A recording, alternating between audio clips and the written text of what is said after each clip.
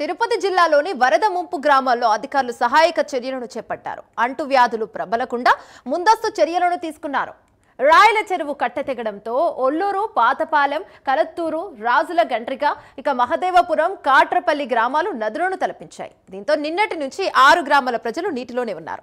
గ్రామాల్లో పేరుకుపోయిన మట్టి, బురదను సిబ్బంది తొలగిస్తున్నారు. వరద గ్రామాలను కలెక్టర్ సందర్శించారు. దీనిపై మరింత సమాచారం మా కరెస్పాండెంట్ రవివర్మ అందిస్తారు. రవివర్మ, చెప్పండి, ఏంటి అప్డేట్స్? యమున గతంలో ఎన్నడూ లేని విధంగా రాయల చెరువు కట్ట తెగడంతోనే దాదాపు రాయల చెరువుకు దిగువ ఉన్న గ్రామాలన్నీ కూడా జలమయమయ్యాయి. ఒక్కసారిగా వరద నీరు గ్రామాల మీద పడడంతో ప్రజలందరూ కూడా తీవ్ర భయాందోళన చెందారు. దాంతో ఒక్కసారిగా ప్రాణభయంతో మిద్దులెక్కి ప్రాణభయం కాపాడుకున్నటువంటి ఘటన నిన్న చోటు చేసుకుంది. ముఖ్యంగా అంటే రాయల చెరువు కట్ట తెగడంతో గ్రామంలో ఉన్నటువంటి ఆ మూగజీవులన్నీ కూడా వరదల్లో కొట్టుకుపోయినటువంటి ఘటన చోటు చేసుకునింది. అలాగే విద్యుత్ స్తంభాలన్నీ కూడా నేల కొరిగాయి. దాదాపు గ్రామాలన్నీ కూడా 6 గ్రామాలన్నీ కూడా రాత్రి విద్యుత్ కాంతులు లేకుండా చీకట్లో ఉన్నటువంటి పరిస్థితి అయితే నెలకొనింది. అయితే అధికారులు వెంటనే స్పందించి సహాయక చర్యలు అయితే చేపట్టారు. ఈ సహాయక చర్యల్లో భాగంగానే నిన్న కలెక్టరు అలాగే ఎస్పీ అందరూ కూడా ఘటనా ప్రాంతానికి చేరుకొని అలాగే పరిస్థితులన్నింటినీ కూడా సమీక్షించారు. ముఖ్యంగా సహాయక చర్యలు వేగవంతం చేశారు. అలాగే చుట్టుప్రక్కల అంటే తిరుపతి, కాళహస్తి ప్రాంతాల్లో ఉన్నటువంటి ఫైర్ ఇంజన్లు కూడా తెప్పించి వాటి బురదను అన్నింటినీ కూడా తొలగించే ప్రయత్నం అయితే చేస్తున్నారు. సహాయక చర్యలు అయితే చేస్తున్నారు. మున్సిపల్ పంచాయతీ సిబ్బంది అలాగే పారిశుద్ధ్య కార్మికులు వీళ్ళందరినీ కూడా అక్కడ మోహరింపచేసి గ్రామాల్లో ఉన్నటువంటి బురదను అయితే తొలగించే ప్రయత్నం అయితే చేస్తూ వస్తున్నారు.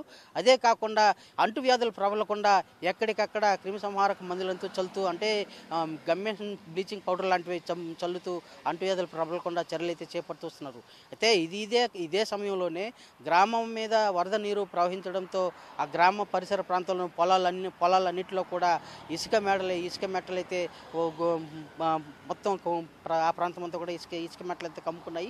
దీంతో పంటలు తీవ్రంగా నష్టపోయినామని చెప్పేసి గ్రామస్తులందరూ కూడా ఆవేదన వ్యక్తం చేస్తున్నారు.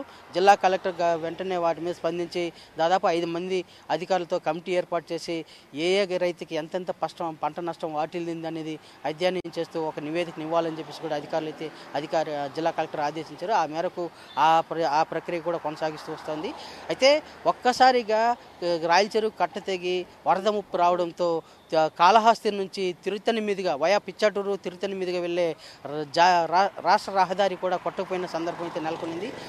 వెంటనే ఆ రహదారి మరమ్మతు పనులు అయితే కూడా చేస్తూ వస్తున్నారు. తాత్కాలిక మరమ్మతు పనులు అయితే చేస్తూ వచ్చారు.